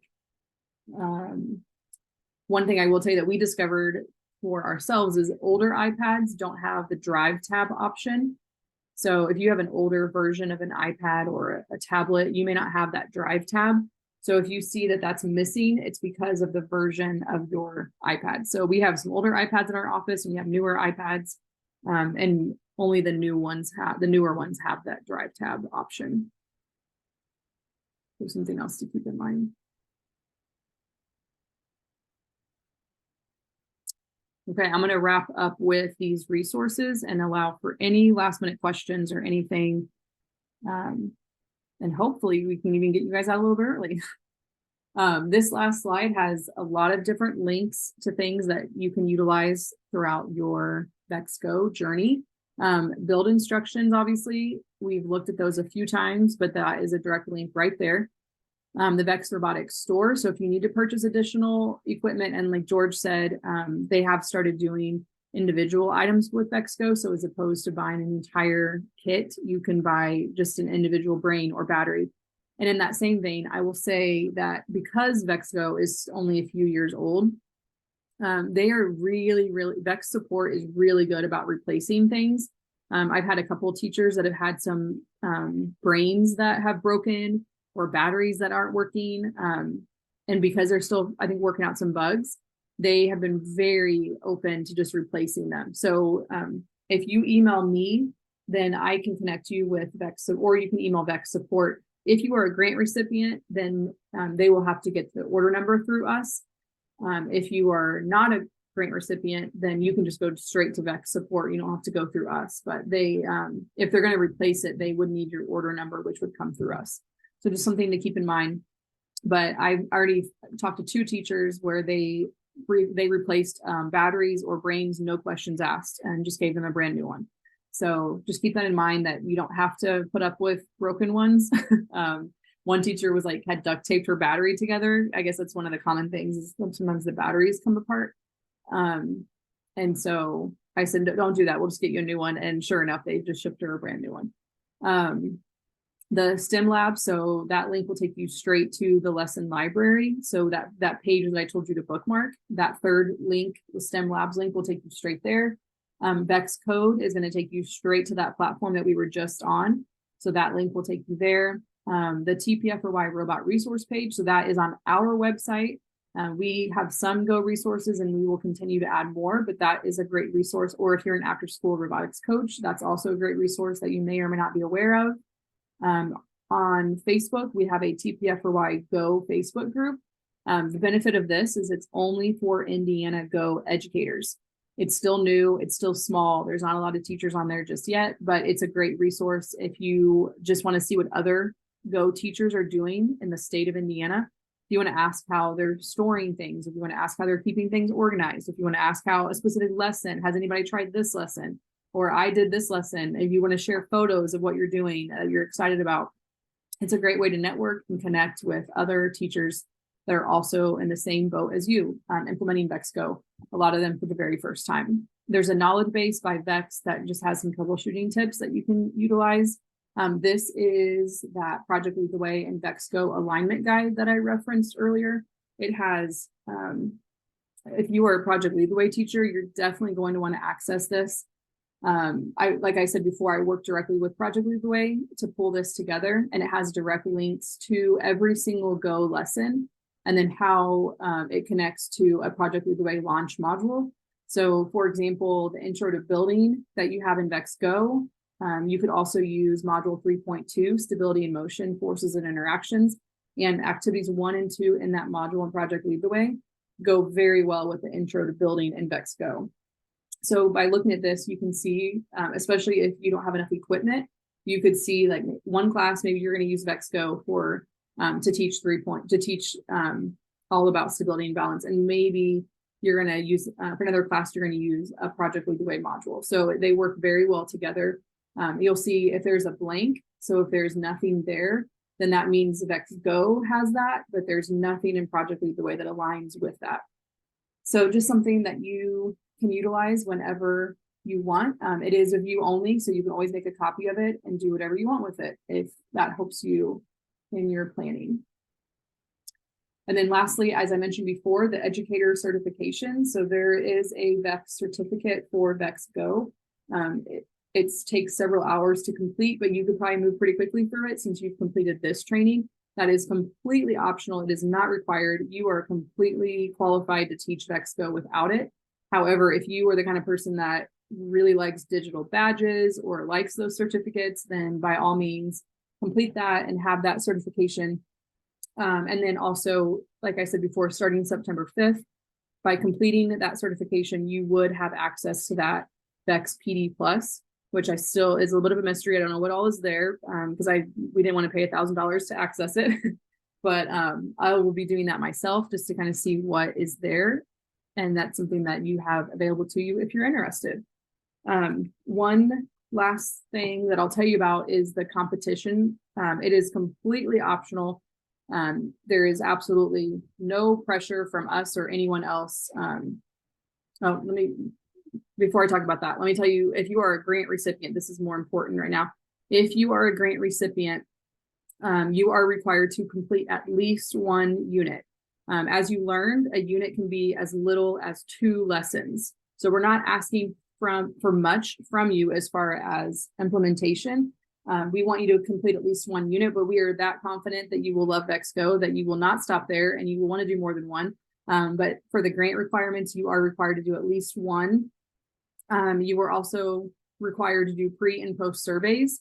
So a lot of the way we can get you free equipment is through funders and through grants. And the way we do that is by reporting on how many students and the priority populations that we're serving. And so we rely very heavily on that data to be able to continue to secure more funding to get you more equipment. So there is a teacher pre-survey. And when you complete that, we're going to give you the teacher and the student, you're going to get a $50 Amazon gift card from us for completing that. And then if we need 1 class of students. So if you are a teacher that has multiple classes, just pick 1 classroom. There's no need to do it with every single class that you work with, but 1 class that you know for sure you're going to implement VEX GO with, and use the link to have them complete that survey, either K through 12 or 3 through 6. And then you'll, when you complete your teacher survey and 1 class of student surveys, we will send you that $50 Amazon gift card. And then we'll ask that you do it again at the end of the school year with the same classroom, because that helps us to gauge what is their perspective on STEM. Do they like STEM more now that they've used VEX GO? Things like that. And then we'll send you another $50 Amazon gift card. So $100 in Amazon gift cards for completing the surveys. So those are within the grant requirements. If you find that you're using VEX GO and it's not a good fit, if you, it's not going to, we don't believe that's going to be the case, but if it is, just let us know and we can get the equipment back from you. We just don't want equipment collecting dust. We want to make sure students are using it, teachers are implementing it. If you find that you're not, please let us know and we will get it from you and get it to a classroom that needs it. We've had a huge response from teachers that want to implement VEX GO. If we still have some grants available, so if you know of other schools in your district that are interested in having VEX GO, please make sure you email me or go to our website to fill out a grant application. Here is my email, and then Andy, who I referenced at the beginning, who was our program manager, this is his email as well. If you were in one of those districts that I mentioned that he's going to work directly with and more specifically with, then you definitely will be hearing from Andy. That was Perry Township, Pike Township, Lawrence Township. So if you're in one of those districts, you will probably hear from him specifically. But you can ask either one of us anything, and we are here for you the entire school year. So we don't just do the training, hand you the equipment, and leave you on your own. We are here for you the entire school year. Any questions that you have, if there's anything you need to revisit on the training, you will have access to this, this presentation and to the recording. So after the training, you will get an email from me that will have links to the surveys. It will have a PGP certificate for your time that you gave today. It will have a link to the recording and a link to the presentation. So that should be everything that you need. But I am here for you, and anything that you could possibly need, please don't hesitate to reach out. You were never bothering me. It's one of the greatest joys of my job to be able to support teachers. I've been where you're at. I know how frustrating it can be and how overwhelming it can be. So I'm here to make your job as easy as possible and fun. So please make sure you reach out for anything that you need. I'm not, for the sake of getting you guys out of here, I'm not going to go into the competition side of things. But if there are any specific questions, then I'd be happy to answer any of them. Otherwise, I hope you all have a great night and stay nice and cool. Thank you everyone for coming and hanging out with us this evening and being awesome teachers. Laura had was still kind of maybe struggling with coding. How you doing over there, Laura?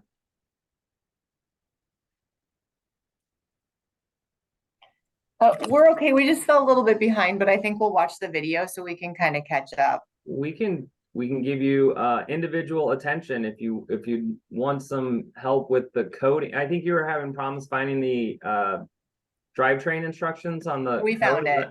Oh, you did. Good. Yeah, we did. Okay. The one question we were just talking about though is when we looked at the overview, where was the kid view? Like if you are pulling it up on a Promethean board or whatever, where was the kid view of what they would see? Yeah, if you, I'm trying to find the Jamie's gonna have to I'm walk gonna you through find that the one. right. Okay, so if you go into a lesson, so remember these first two are going to be the teacher, Right. But if you go to your summary and you go to, I'm assuming you mean that's the slideshow. Yes. Yep. So and your materials list, every single lesson has a materials list in the summary section, and it will be hyperlinked to an image slideshow. Okay, great. And then you could make a copy of that and make it your own. Okay. Yep. That's what we were talking about. Yeah. That makes sense. Perfect. Thank you. You're welcome.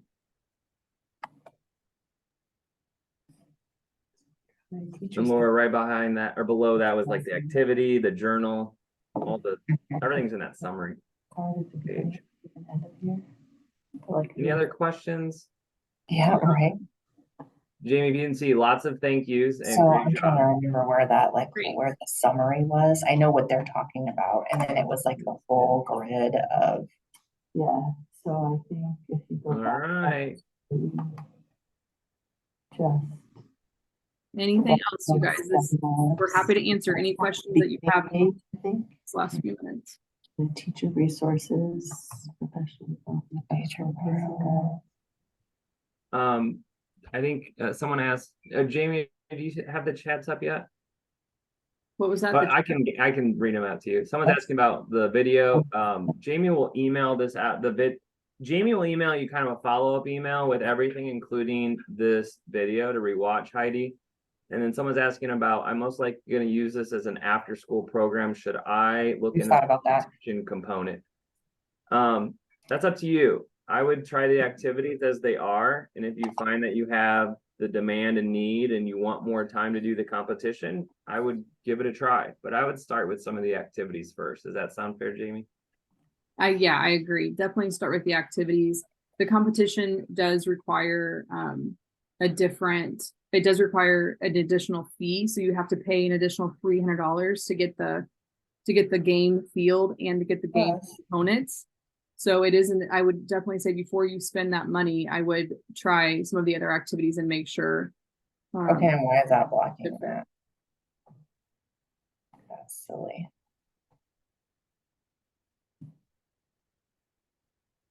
This is where it was.